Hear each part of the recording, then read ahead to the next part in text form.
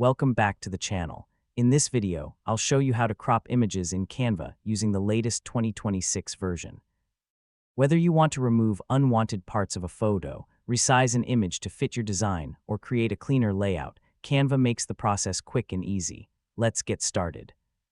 First, open your web browser and go to canva.com. Sign in to your Canva account, then open an existing design or create a new one. Next, upload your image by clicking Uploads from the left sidebar and selecting Upload Files. You can also use images from Canva's built-in photo library. Once your image is on the canvas, click on it to select it. Now, click the Crop button in the toolbar at the top of the screen. You'll see crop handles appear around the edges of the image. Simply click and drag any edge or corner inward to remove the parts of the image you don't want. If you want to reposition the image inside the crop area, click and drag the image itself until it looks exactly the way you want. When you're happy with the result, click Done, press Enter, or simply click anywhere outside the image to apply the crop. If you need to make changes later, don't worry.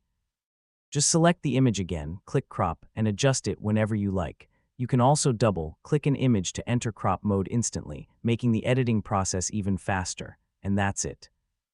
That's how you crop images in Canva using the latest 2026 method.